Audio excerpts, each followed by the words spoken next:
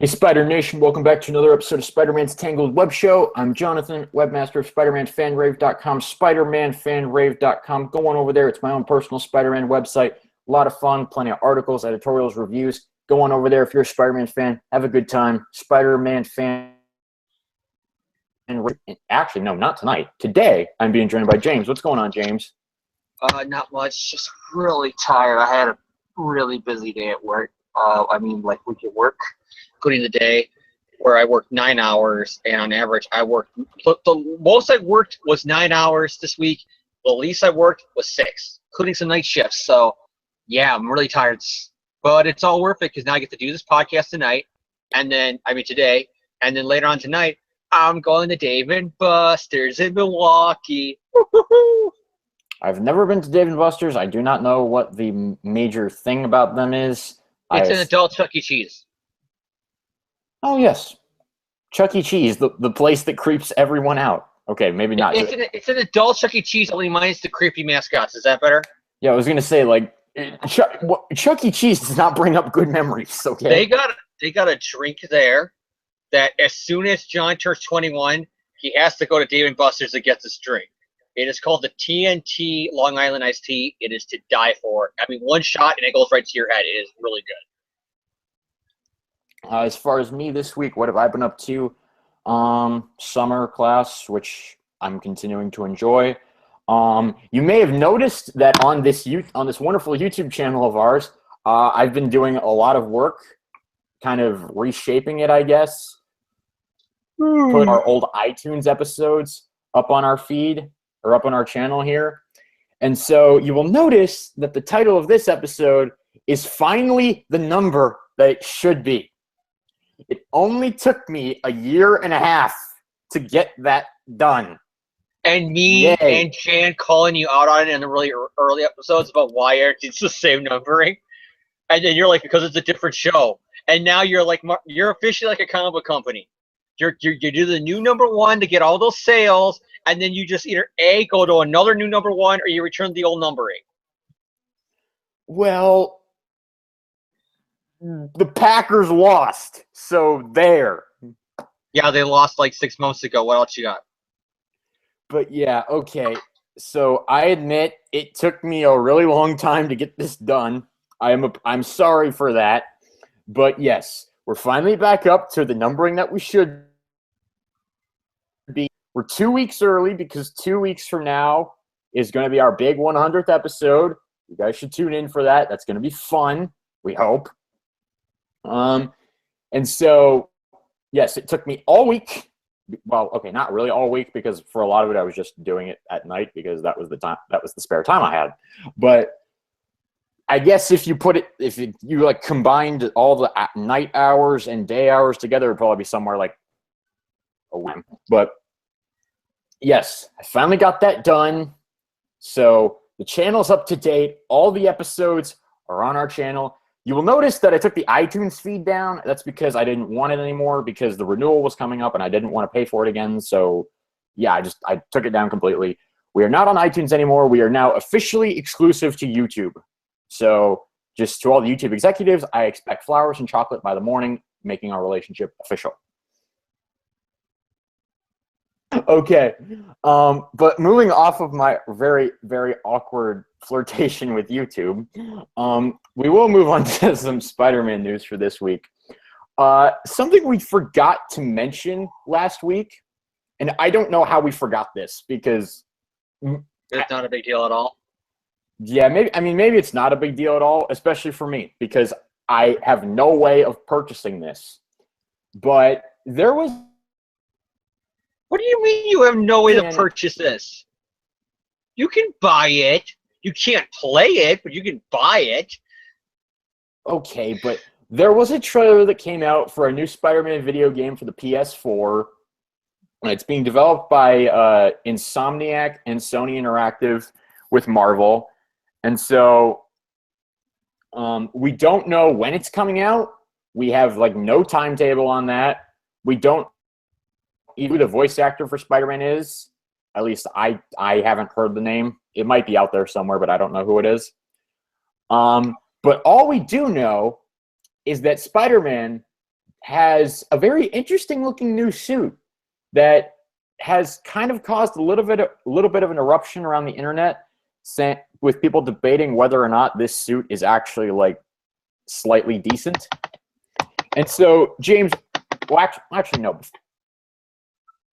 Before we suit, for anyone who's not seen the trailer, it's pretty much your standard red and blue suit, but instead it has web shooters on the outside. It has the mechanical eyes from the Civil War MCU movie, and it also has, instead of the customary black spider symbol on the chest, it has a gigantic white spider going all over the torso, and it also is that white on the back. I don't remember. I didn't pay enough. Yeah, I'm not. It's kind of like a symbiote logo. Yeah, it's almost kind of like a wraparound thing. But it's caused a little bit of controversy because people are like, well, is this too much of a change is this too much of a departure from the original? Is it similar enough to still maintain that classic feel? So, James, we're going to go to you first. What did you think of the suit? Because that's the thing we actually have the most information on. I don't like it. It's just that white logo just throws it off. It's too much white. I'm okay with that white logo if it was on like a black suit. I'd be fine with it. But with a bunch of red and the blue and the black from the lines, it's just too much white. Just too empty in the middle. I think it is just doesn't look. It throws it off. I think. Awesome design, just if they would have changed that white spider to black. I am going to disagree with James. I think it's fine. I don't really have a problem with the suit. I think because of the fact that it maintains the classic red and blue trademark look, that it has enough of a classic feel to it to make it still seem familiar and still seem homely, I guess. And so it doesn't really bother me that the spider emblem is white. I actually think it's not something that I would want them to replace the classic suit with, but as just a one-time change up, yeah, I think it's fine. I don't think there's really any problem with it. And that's why John has no life. What? There's no correlation between those two things at all. Like not even slightly. Because no woman would like a guy who likes that suit. It's ugly. Yeah, well, the Packers lost. So there. 6 months ago. Get some new material. Fine. My team won. Your team lost. Oh, congratulations. Cleveland won 1 championship in a billion years. Congratulations, Sean. Yes, we do deserve congratulations because we did something. My favorite NBA team won 6 in 10 years. The Bulls. On a little bit of an unrelated note, my favorite finger is my middle finger. and it helps it helps me on 10 out of 10 occasions. All right, but what were we even talking about? Oh yeah, but there's not really much else to talk about with this trailer because we didn't really get much of a hint at the story. We've seen through some screen caps that people have gotten that there's a billboard of Osborn for mayor, which could imply that Norman Osborn could be delving into the political side of the New York City spectrum, which could be interesting. We've also seen footage of Spider-Man battling what appear to be Mr. Negative's henchmen. They look like the inner demons that Spider-Man usually encounters when he's dealing with Mr. Negative. So Slott wrote the last 3 Spider-Man video games. Someone besides Slott wrote this too and said, "Oh, we're putting Negative in." Yeah, I mean they look very similar to those guys, so I wouldn't be surprised if their inclusion, especially with Slott's work being so prominent right now, I wouldn't be surprised if they included them in there. But other than that, there's not really a whole lot to say. We have no idea when the game's coming out. We have no idea what the story is. All we know is that Osborn may be running for mayor, pissed people off. So other than that, there's not much to talk about with the trailer. But the other piece of news that we have this week it's not really like big news. It's just more of a something we thought we should mention. Spider-Man: Homecoming has officially begun filming. They started at the beginning of this past week on Monday. We saw set pictures of Tom Holland as Peter Parker. We've seen Zendaya on set, which I don't know who she's playing yet. Please be Mary Jane. Please be Mary Jane. Please be Mary Jane. It's not Mary Jane. I look at her with that hair and that kind of clothing. All I see is Liz now. I know, but it's such a missed opportunity if they don't make her MJ. It really is such a missed opportunity. It looks like, when I see those photos, it looks like she's Liz. That Michael Barbieri is, that's how you say it? What's his name? I think it's Michael Barbieri. Okay, Michael Barbieri. He almost looks like Flash, and then the other kid is the rival. I think he's just going to be like Flash's sidekick who picks on Peter. But either way, it's just something we thought we should mention. And one thing I will say about the set photos, we saw Tom Holland walking around, and there are a lot of photos where he looks like straight off the page, like 60s Ditko Peter Parker. It's almost kind of scary. Which is a nice thing, because remember how Tom Holland posted that photo where he had slightly similar hair as Ultimate Peter, and the whole internet had a shit fit over it? Oh, yeah, because Tom Holland got a haircut, which, no one in human history has ever done that before. And it slightly looks like Ultimate Peter's hair. Even though they weren't filming for Spider-Man, like that was like back in like what, October, and filming wasn't meant to start for like 8 months. He literally just got done with casting like a few days before that, I think. And so people, yes, I remember that.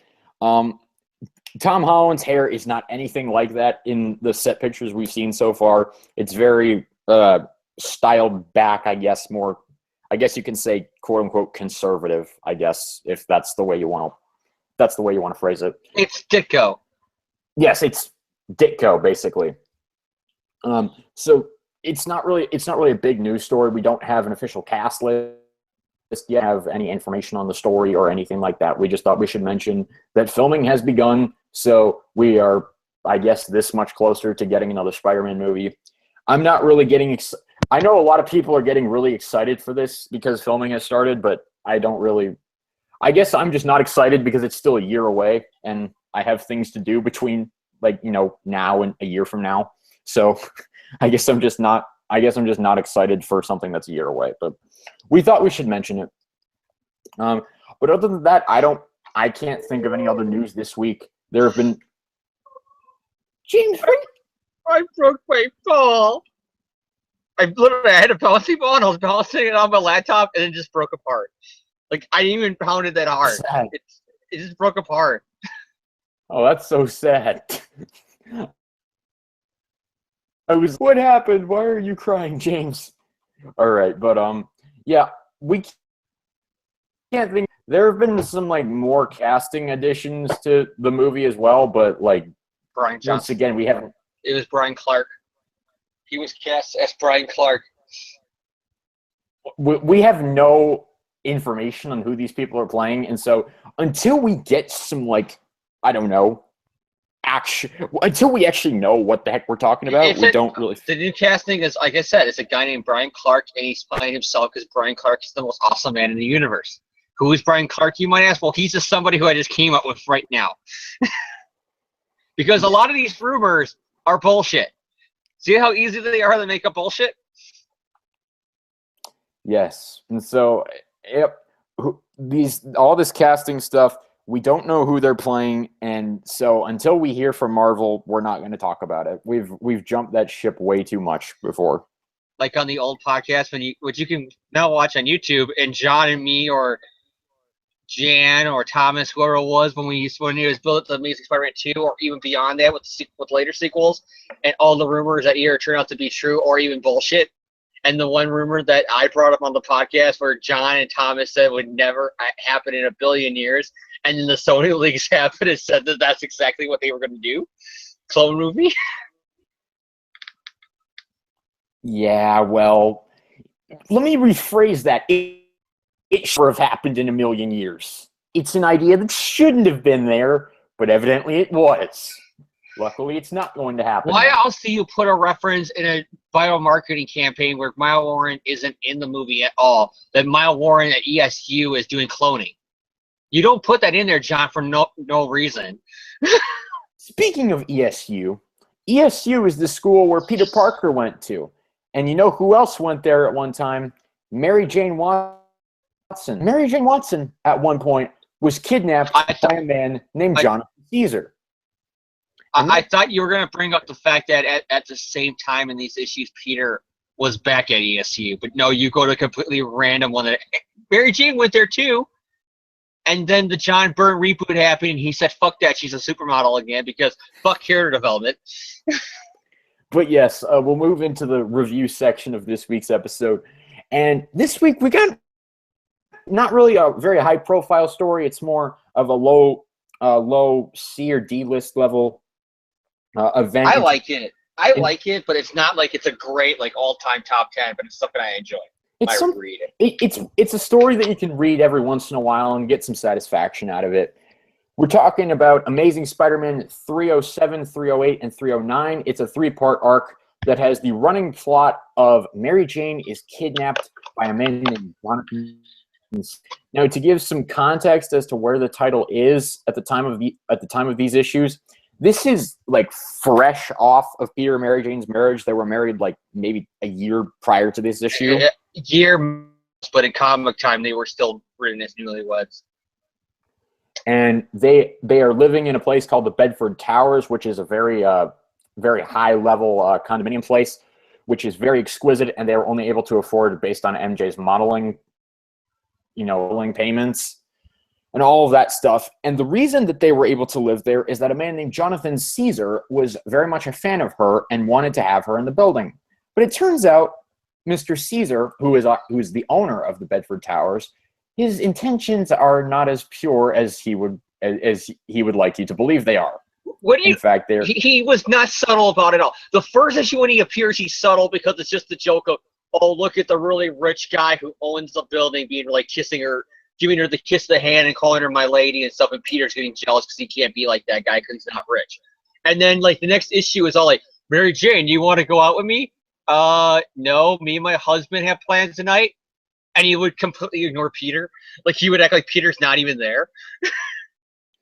Yes, and so it creates a little bit of an awkward thing between Peter and Jonathan Caesar, because Peter feels jealous of his money because Peter's always about his own financial issues, and Jonathan Caesar pretty much wants Peter dead because, he's her husband. It changes. Like a few issues before that, Peter starts to connect the dots with him. He says, I'm getting really creepy vibes from this guy, MJ, be careful.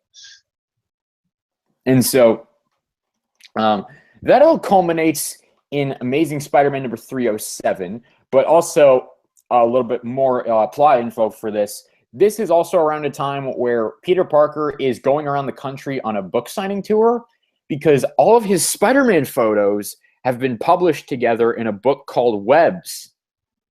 Such a clever and original title there. I have to say, it's very. And of course, in that Parker look, he's not getting no royalties for them because Jonah owns the photos after they get put in the magazine. But Jonah will still let him go on tour because they're his photos.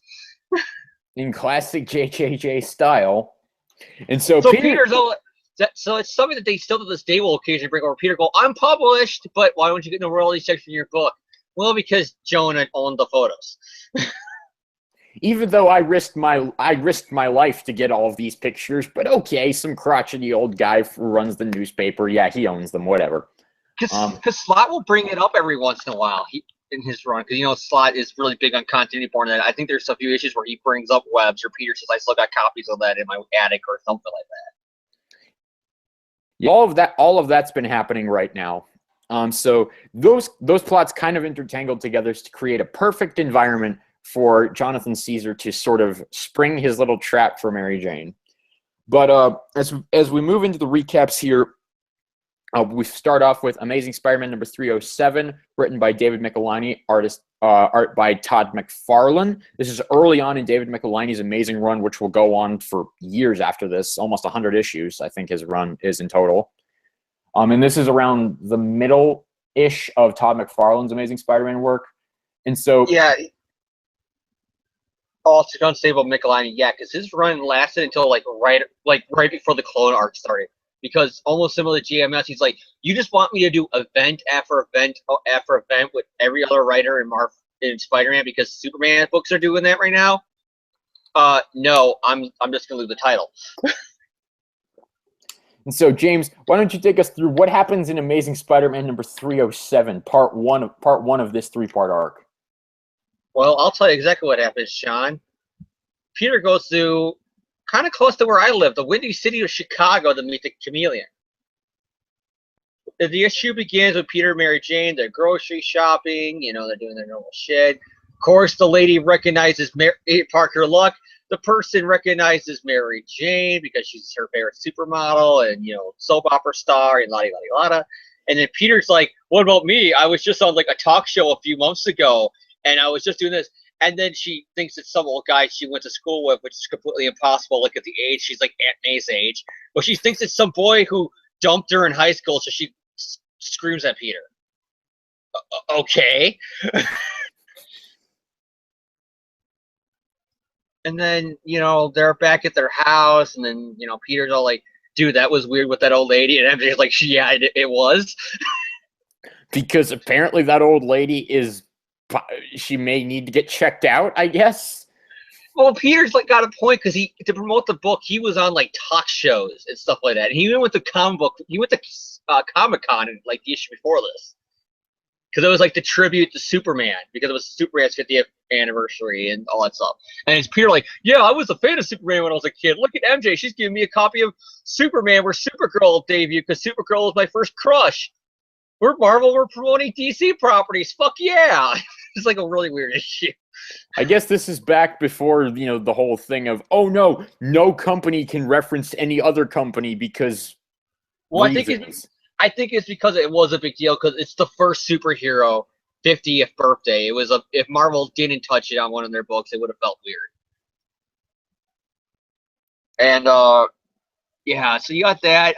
Doorbell rings. It's Jonathan Caesar, and he's all, like I said, being a fucking creep. Again, he completely ignores Peter until he notices that Peter's too tall to be behind the door because he's web crawling, and he's hiding behind the door. So he mentions, MJ, how tall is Peter again? She's like, about 5 something. Why? Because that door is 8 foot tall, and he's looking up at me. And then he walks away no, this can't be right. Oh my gosh, someone must have slipped something in my drink this morning. This guy is so fucking nuts that he probably doesn't connect the dots that any logical human would, that Peter's on a stepladder or something looking over. People can climb to get behind a door. He's in the kitchen. He might have been putting something up on a top shelf and he used a stepladder. But this guy's nuts, so all he does, it goes back to his, Helga from Hey Arnold's shrine to Mary Jane. Literally, that's what it fucking is. And then he has, the most creepiest face that's even 10 times more creepier thanks to McFarlane art. Because of all the wrinkles on it in the ear. Oh, the 90s. So, I really want to screenshot James's face there, oh, that's what he looks like. He looks make that the thumbnail. John, he's like this. He is legitimately this. In their photos, it's really weird. I really so that's hope going that on. can be the thumbnail for this episode. Peter crushes a soda can full of soda, right in his own face, because the Parker Luck. He's mad at the guy hit on his wife again. So the soda goes all in his own face. Ah, curse that Parker Luck. So yeah, you got more of that. You got Peter meeting with, his agent while the shit's going down. They're going to Chicago. Peter's walking around. Some nerdy kid in a Mickey Mouse shirt wants him to sign a copy of Webb's. Peter does. You see more, people in Chicago, and you see that some guy is, who works in the company, and he's going on his break. Only for plot twist, the real boss is tied up. Who is the guy who looks just like him? Well, if you already know, and I already mentioned it earlier, it's the Chameleon, who now has the whole belt buckle thing where he just presses the belt buckle and he can change to people, which is using the 90s show and stuff like that, which is something brand new because they're showing it off here. I was well, it's so much easier to do this than what I used to do. It's so much better than the original way. I will tell you, when I read like the early comics or saw anything where like the Chameleon would wear masks to emulate people, I would always be like, but where's the belt? Because all I knew was the 90s show. And so I was never used to that. So yeah, he talks about more Russia because the Cold War is ending, but it's still going on. So he's more like, we're gonna take over America. I'm a commie. Yeah, and I'm a chameleon. But it's kind of out of date already because the Cold War is ending. Fuck my life. I'm gonna be outdated in a few years like Iron Man villains. Fuck. So yeah, he continues toying around because of course he's gonna do some shit where Peter Parker's there for the book signing. He's gonna do a lot of chameleon shit. Peter dresses up as Spider-Man. He fights him. There's a cop, of course, who wants to shoot at Spider-Man. And it helps too that one chameleon like pretends to be somebody else. They can just say Spider-Man's the imposter. The same fucking shit that goes on with every chameleon story. So more shit goes down with that. Peter's just like, you know, doing his normal shit. He just tries to take down the guy. Peter then, of course, takes down, you know, Chameleon with ease because it's fucking Chameleon. Then, of course, his publicist is getting, or I mean, his like agent chick that follows him around where it's like mad at him because he was late because he had to be Spider-Man. Ha ha ha. And then, of course, they make her stand with her legs spread out and the camera looking up because you got to have that leg shot. You got to have that TNA. Well, they did. They have her from behind, crouched over with her legs spread out in that dress, and it's kind of looking up at her. Oh, that's not even the worst offender in this issue, though. That's not even the worst. Because we go to the next page, and Mary Jane is like in a pouting girl pose while she's curled up in the feet up position taking photos for her modeling gig. And she's got basically no clothes on at all. Like, this is like the reason why when every year the stories about McFarlane, where he's like, yeah, me and Michelini, when we were writing these issues and drawing these issues, we were like looking at models of the 80s. And it's like, yeah, I know exactly what model magazines you were looking at, Todd. They weren't, you know, Vanity people. Fair. I can say that for sure. They weren't Vogue. They weren't Vanity Fair. They were looking at a certain other thing that starts with a P and rhymes with Glayboy. It involves males who like to have fun, I guess. And Mary Jane returns home after a long day of getting guys taking photos of her in her underwear. And then she realizes that she smells cigarettes in the apartment, which is kind of weird because later on they reveal that she's been secretly smoking for all these years. But okay, whatever, that's a retcon. And then it turns out it's 2 hired goons, and it's by Jonathan Caesar, and he kidnaps her. Dun, dun, dun. All right, James. So what do you think of Amazing Spider-Man number 307? It's a good issue. It's a good issue. It's okay. That old lady in the beginning, it still doesn't make no sense. She assumes it's a boy she went to high school with who dumped her. She is Aunt May's age, people. There's trying to get the park. There's 1,000 other ways you can get that old lady to be mad at him. If you want the whole Parker look of people love MJ but hate Peter.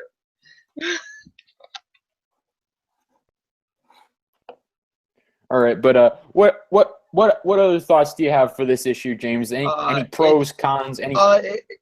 The art is shit. I just am not a fan of McFarlane art, especially when he gets like his women, because he tries to draw them as sexy as he can, but he has like this really scratched artwork. It just never really fits for me. I'm just not a fan. I'm not a fan of McFarlane's art. I'll say it right now. That's why you don't see any Spawn books in my collections. So yeah, you got that kind of stuff. The Jonathan Caesar stuff is like when it hits the fan with his psychotic. Because before he's just the guy who's really creepily flirting with her, and then he has like the Hey Arnold Helga room where he's like got a shrine to her, and he, like I said, he has the most creepiest dirt face in the world because of 90s art, and it's just really creepy with him, and then he kidnaps her, and it begins the whole, you know, she's the damsel in distress now. And then you get to her with the whole naked kind of thing and the photos. The one thing I do defend about this era is when people say that they over-sexified Mary Jane, and I do kind of defend it because it's like, well, of course they're going to be jumping in bed with each other in 5 seconds and taking off each other's clothes. In comic Marvel time, they've only been married for like a month or two in 2 years. They're still newlyweds. They're still going to be jumping in bed with each other every 5 seconds to get a chance alone. So I'm okay with that because it's newlyweds. That's stuff newlyweds do. It's when you get to her when it's her modeling gig and she's always in underwear and I start to say, yeah, you have a point. But besides that, everything else is a pretty good issue, I think. So you give it a thumbs up? Is that the way we're going to take it? Thumbs up.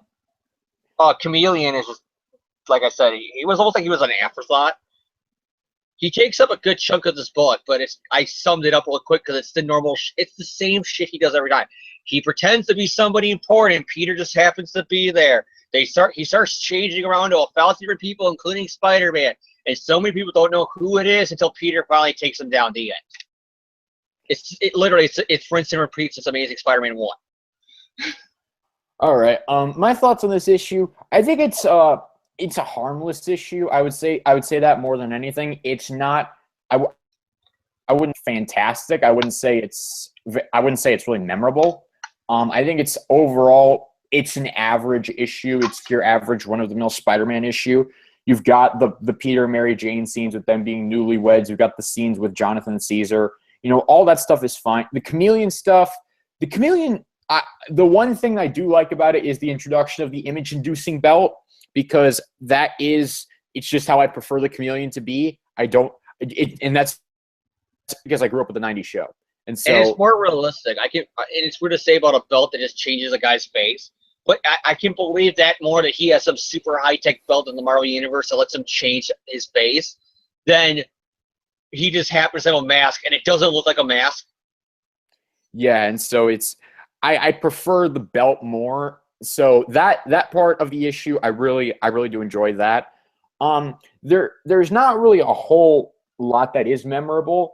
The artwork by Todd McFarlane is meh for me. I'm not really a big McFarlane fan like James. I have to agree with him there.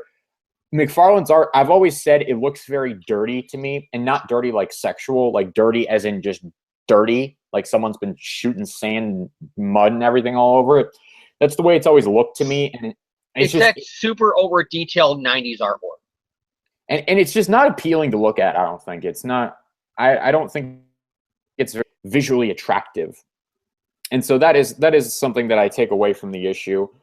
The Jonathan Caesar stuff it's fine. It's the setup of this big 3-part overarching plot. So nothing really much to complain about there.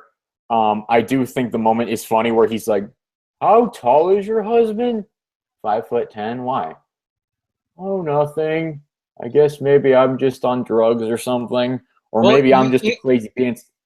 Yeah, when you find out he's crazy, it adds more context when he's walking away like this. Because I just imagine Mary Jane just standing there. He's like, "Fuck, this doesn't make no sense. How is he growing bigger? Fuck, fuck, fuck, fuck, fuck!" I just imagine him freaking out in the hallway, and she's like, "Okay."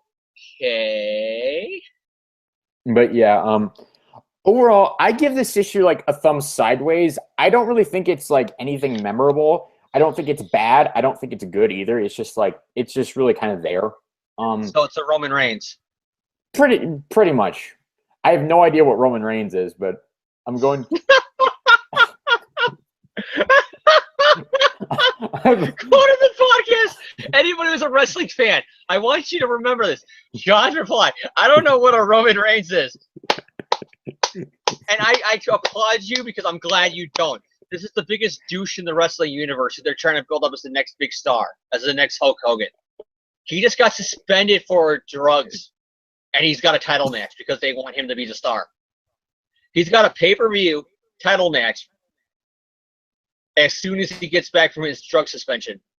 Another guy just tapped Vince McMahon in the shoulder to say, "Hey, ladies first," as Vince's daughter was walking through the door, and got a 90-day suspension.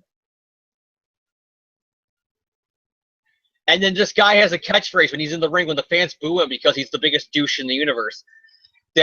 And he's supposed to be the good guy. Like the commentators will say, they're booing him because they like him, so they're doing it to rib him, to make a joke. No, they don't like him. We don't like him. Stop trying to say that we like him.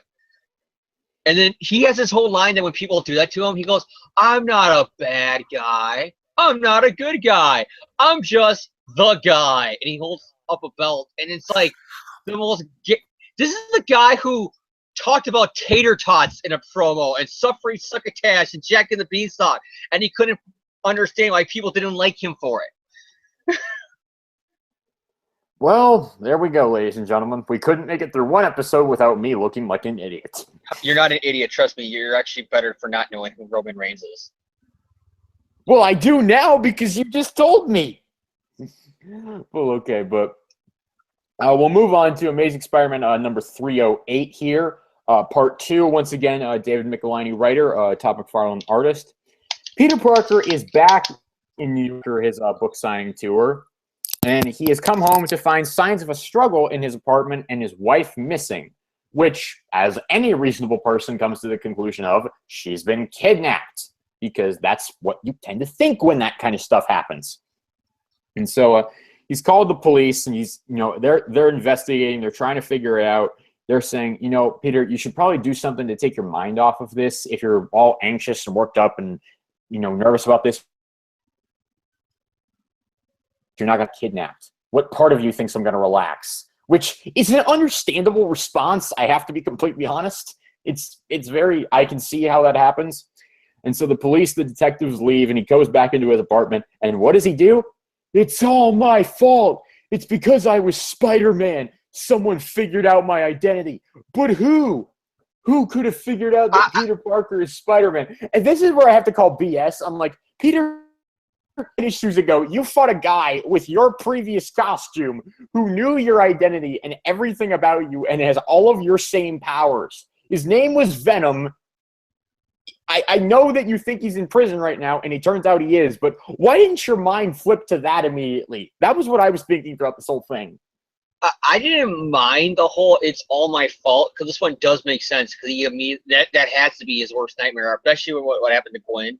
That somebody's gonna find out the secret and kidnap MJ. So he's thinking, "Oh shit, it happened." And then the Parker luck twist here is Caesar has no idea that Peter's Spider-Man. No, some like, guys I'm not are just dicks.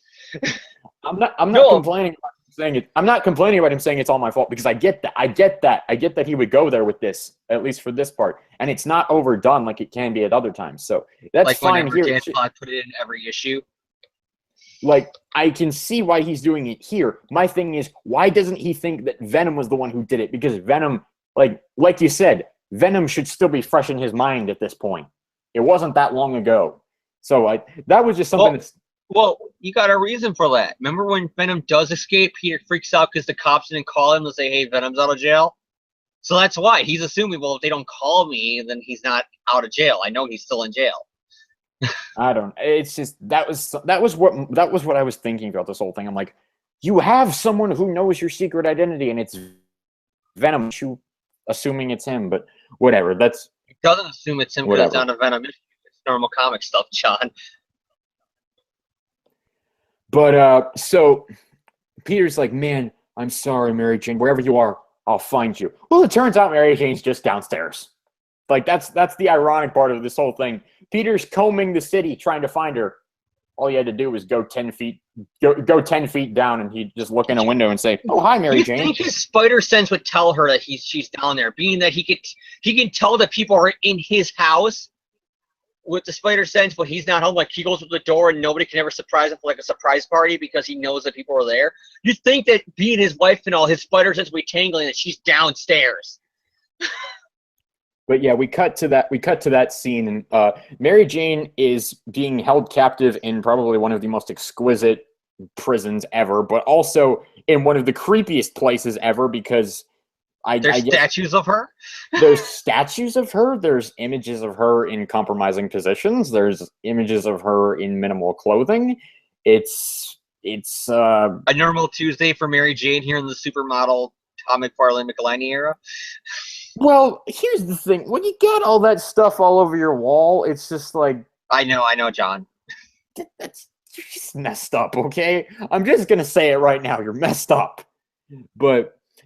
yeah, so he starts explaining to her, yes, you are the guest of Jonathan Caesar, and soon you shall be the wife of Jonathan Caesar. And she's like, boom, screw you, asshole, as she should. But unfortunately, that plan tends to backfire because after she slaps him, he slaps her onto the floor because he's just basically a dick like that, as we've established throughout this entire thing. But so... Yeah, he's got her kidnapped. He intends to marry her. He intends to make her his. Oh my gosh, Peter, I love you. Peter, please find me. And just at that moment, we see Spider-Man swinging out of the Bedford Towers, and she's looking outside the window, and she sees Spider-Man, and he's swinging away, and she's like, so close. So close, Well, Peter. I think she knows because she's looking out the window. She realizes that he's out looking for her. Yeah. So she's like, "Please turn around. I'm in the house." It's not a well, fuck, he's leaving. It's more of a she knows he's looking, and if I could just give him a clue that I'm here, he'll come for me.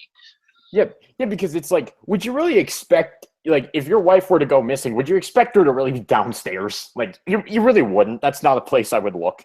But I just imagine Peter, like, it got annoying with Peter after this event in the comics, because she could be in the basement, like, putting laundry in the laundry machine, and Peter's like, "Where the fuck is Mary Jane? I'm downstairs, Peter. Oh my god!" Like, freaking out. oh god. But My Parker a lot. Curse me, Peter. I'm just folding the underwear. No. you can't fold underwear again. That's Jonathan Caesar's favorite pair to look at you in. You can't fold that one. Peter, he's been dead for 30 years. Nobody even remembers him. And Slot remembers.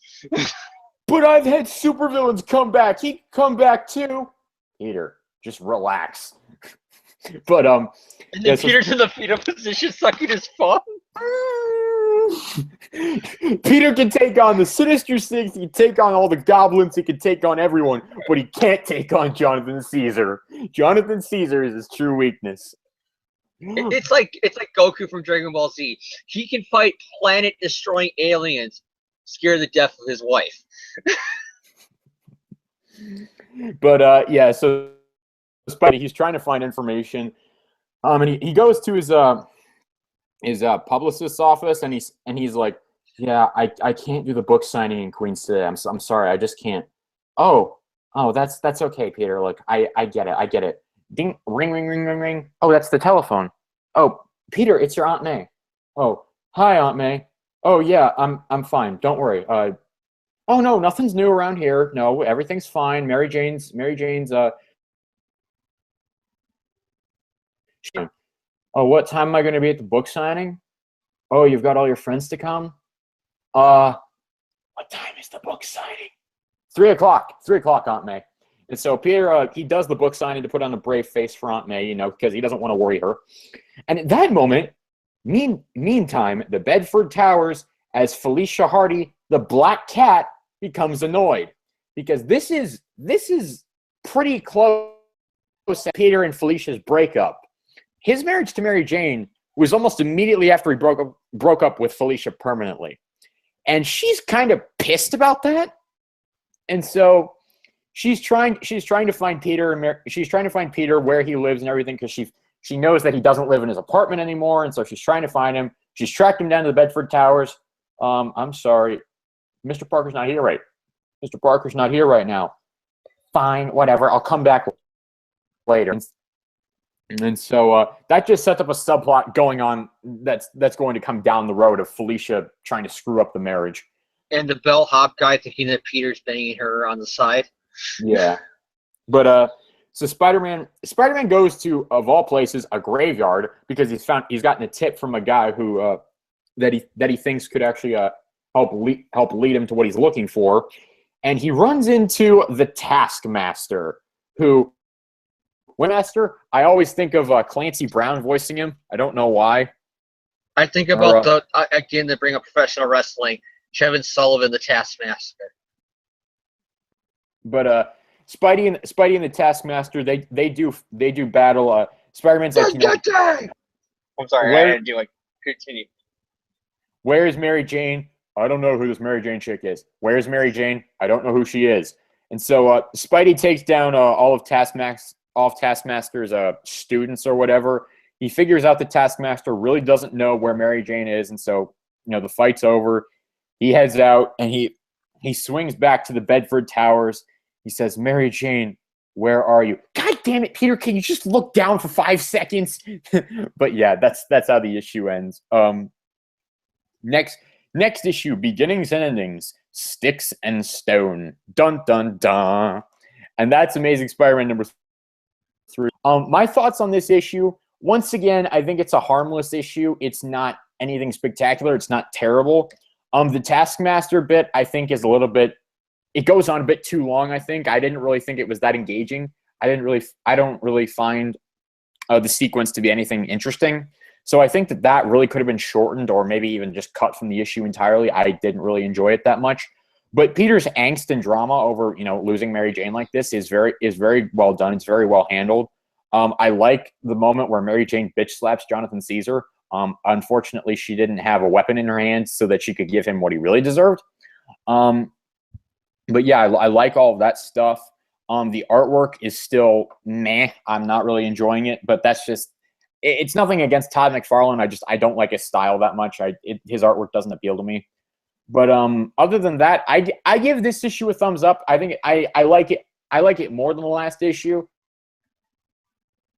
As the Taskmaster scene is a bit boring, but other than that, I think it's a pretty solid issue. So, James, what do you think of Amazing Spider-Man number 308? I think it's a pretty good issue. Again, the artwork is that's the only really big negative I have. I have a few small things, but nothing too much for negatives, and that's probably the biggest one for me is the art. I like the really creepy moments of Caesar. Like I said, he that's something that they've been building up on. She'll mention Peter, and he'll completely ignore it in sentences. Like she would say in the issues before, "Oh, me and my husband are flying out to L.A. for his book signing," and he'll go, "Oh, so you're going on vacation, Mary Jane? Oh, I'll see you when you get back." Like, he'll completely ignore the fact that he doesn't compute that she says husband. It's always singular to him. He would never mention Peter unless Peter appeared 8 foot tall behind a door. That was the first time I think he even mentioned Peter whenever he was talking about Mary Jane. And it gets really creepy. Like you said, he has a shrine to her with her statues. And there's that really creepy moment where you got in all the horror movies and creep movies where the guy's smelling the women's clothing. He's doing this to a statue of her where she's basically naked. I'm going to be honest with you. I couldn't tell what he was doing there. I didn't really know what that panel was. He's rubbing the boobs up against his nose. He's smelling it. I kid you not. That's what he's doing. He's a creep. Let me look. That's just, oh my God. No, he's smelling her hair, James. But even still, that's just, yeah, I didn't even realize that. I didn't really know what that was. But I gotta admit, I never noticed this the first time I read this until looking at the panels now for the recaps. And he gives her a bloody nose. Oh yeah, you didn't notice that before? I mean, he hits her right across the face. Well, I know he smacked her, but I didn't know he hit her on the nose. I thought it was a smack across the cheek, because that's what the art looks like. Because she's going like this on the cheek. But yeah, he's all like, "You're gonna be my wife, and we're gonna get married, and we're gonna have a lot of babies," meaning rape.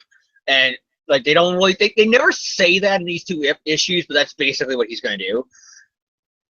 And he's all talking about that to her, and then she's like, "Get your hands off me," or try to get away. And he's always like, "I'm going to cut you." And it's creepy as hell. I mean, this guy's a creep. And of course, we already brought this up. She's all she wants Peter to find her, and it's the irony that he's like, "Where are you, Mary Jane?" And she can see him out the window, but she's literally at the next apartment down. All right, but which just proves how much of a nutcase he is, because his hiding place from her husband is literally just the basement. All right, but James, do you give this issue a thumbs up, a thumbs sideways, or a thumbs down? I give it a thumbs up. It's still a pretty good issue. Besides, my only other complaint is the Taskmaster. Peter just assumes he's the guy because he happens to be at the graveyard. He's like, "Where's Mary Jane?" And he's like, "I'm a Captain America villain." "Where's Mary Jane?"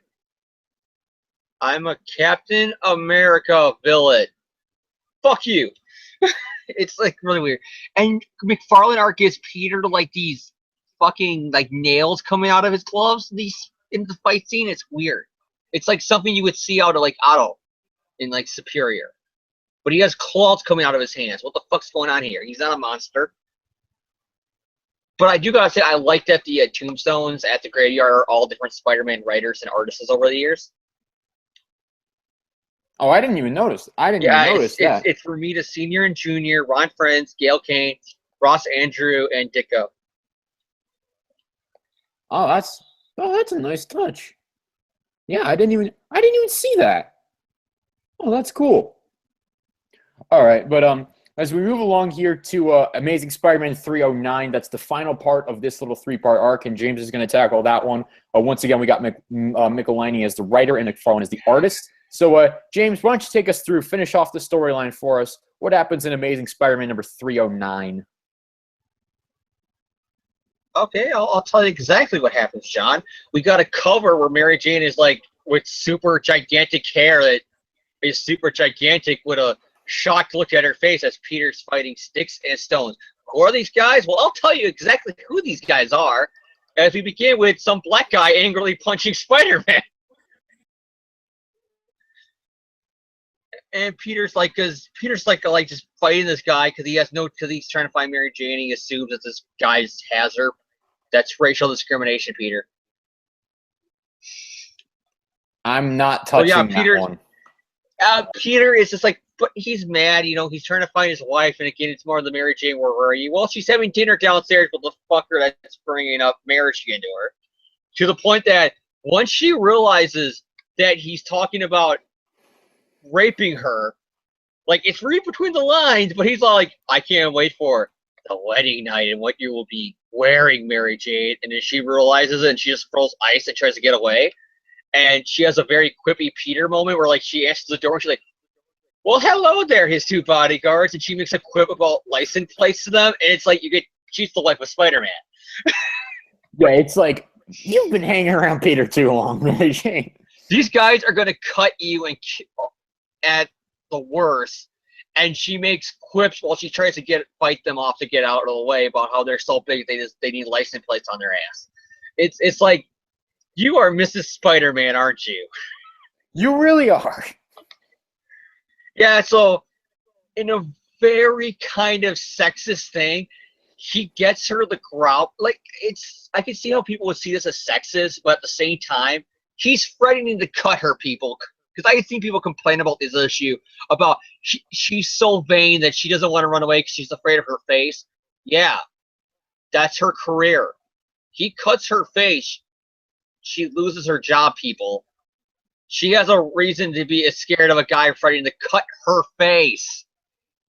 Because there are people who complain that this proves how vain she was at this time, Mary Jane, because he says, I'll cut your face, and she's all like groveling to him then. Psychopath is threatening to cut her, people. So yeah, Peter goes to the Bugle and mopes around about Mary Jane. And then Jonah's being normal Dick Jonah. Peter goes to visit Robbie at the hospital. We see really creepily him trying to like do the whole awkward teenage boyfriend thing of putting the arm on the shoulder of the girl when you guys are watching TV together, and she is trying to scoot away only for Sticks and Stone to show up, and says that, yeah, we basically kill somebody by just a touch. And then Mary Jane's like, well, fuck, Peter's gonna be killed probably. Well, that's a reasonable conclusion to come to when she saw what that guy just did. And of course, Parker, look, Peter just wants to go home and rest for a few minutes because on the look for Mary Jane. So he's swinging home to the Bedford Towers. Caesar sees that Spider-Man's out the window, and he immediately jumps to the conclusion, your husband sent Spider-Man to get me. Time to cut your face. Until he sends Sticks and Stones to fight Peter. Peter is fighting those guys. They're going to kill him. Mary Jane, being smart herself, electrocutes the fucker by dropping first she drops water and electricity, and he's all like, rubber shoes, so you can't electrocute me. And then he pulls out the knife, and she's like, pretty much, that's not what I wanted to do anyway. So she like hits him over the face with the lamp, and it's really like gory, and you just see blood squirting out of his face when he's laying there. The henchmen come in, and she realizes, you guys aren't wearing those shoes, are you? So she electrocutes them, takes their gun. This is badass, Mary Jane. I'm just saying that right now. She runs away, saves herself, and then Peter's about to get killed by Sticks and Stone, only for Mary Jane to shoot them and tell them, get away from my man, and then she ends up saving his life at the end of the story. Mary Jane runs away. Peter's all blind because these guys were going to kill him. And he hears her voice, and he knows exactly who it is, and then they run into each other's arms, tears in their eyes, with the most greatest embrace a loving couple can have. She's all trying to not say Peter, so she's saying like, Spider-Man, tell my husband I'm okay. Peter swings off to change back to Peter Parker. The detective tells him everything's going to be all fine, and then he basically drops the whole, we were going to rescue Parker because we assumed she was dead, and the husband always does it because Parker luck. But it's all fine. Caesar's arrested. Mary Jane and Peter go to their apartment. They're both as scared because of what happened, but they hold each other in the arms because it was their love that got them through it. All the shit with Caesar, all the supervillains, they got through it with their love, and they kiss as fun the two loving couple can be together. Cut to 20 years later where she's being a petty, egotistical, hypocritical bitch to him for reasons. All right. That's not relevant right now. So, James, without complaining about the... I just wanted to throw that little jab in at the end because it's very consistent with what you get in this issue, John. All right, but what do you think of Amazing Spider-Man number 309? A good issue. It's like it's a different twist. She not only saves herself, she ends up saving Spider-Man at the end. That's why I enjoy this arc. It's not Peter coming to save Mary Jane. She saves herself and then saves him. She's quipping because she's Spider-Man's wife. I like that. It's badass Mary Jane. I like the jokes this issue is. It's not Gwen Stacy being thrown off the bridge and killed. It's her. She can hold her own kind of thing. So I like that, and that's basically all this issue is. It's the climax of this 3-part arc, and it's really good. I give it 2 thumbs up. All right. My thoughts on this issue. I like this issue as well. I agree with James on the Mary Jane moments. I really like all of that stuff. Sticks and Stone. I don't know. I don't remember if this is their first appearance or not. It is. They're Caesar's henchmen. The only other times they ever appear are with him. They drop off the face of the earth when he dies. Spoiler alert. I don't really have an opinion on them one way or the other. I think they're just average. I don't like them. I don't dislike them. But yeah, I like James said, there's really the only thing to talk about is the Mary Jane stuff, and that stuff is really, really good. So I give it a thumbs up as well. It's I think it's a pretty decent arc. It's not really the most memorable. It's not the most significant, but it's a fun one to read if you got some time. It's the first Mary Jane stalker arc, so it's okay. It doesn't get as bad as it gets later on, where it's like her stalkers had stalkers. It was like Stalker Inception. Yeah, and so I think it's a pretty good arc. If you got some time, you should go. I think you should go check these issues out. They're not anything like you desperately need to read, but if you're looking for just something to kill time on a Sunday afternoon, then yeah, go ahead. But other than that, yeah, that's pretty much going to conclude the reviews for this episode. And that's also going to conclude this episode of the podcast. We don't really have anything else to talk about this week. So, James, any final words for that off? If any of you guys are in the Milwaukee area and you guys are going to Union Buster tonight, meet me up. It's going to be awesome. Party. Woohoo! All right, then. But, my shout out this week, Marvel, Stan Lee, Steve Ditko, David Michelinie, Todd McFarlane, all of them. Thank you for Spider-Man. Thank you for the comics reviewed this week. Other shout out, Nick Spencer for Captain America, Sam Wilson, number 10. That was good. Thank you. The book is so good. It's one of my favorite books that I'm reading right now. Captain America, Sam Wilson. If you're not reading it, you should. It's very, very strong. I already dropped that title because of this issue. I didn't like it. Oh, well, you just hate everything good. Oh yeah, I hate everything good. Just the guy who's also doing a Spider-Man podcast with me. Oh my god, I forgot how the next. Because I'm skimming through Marvel Unlimited. I forgot how the next arc had a villain who's basically Batman. You're talking about ASM 310. Yeah, the guy is wearing a Batman suit. Spoiler alerts, he also had the 50th anniversary that same time. Other shout out this week, Pure Aqua Spring Water, again, just because I drink their water on this podcast.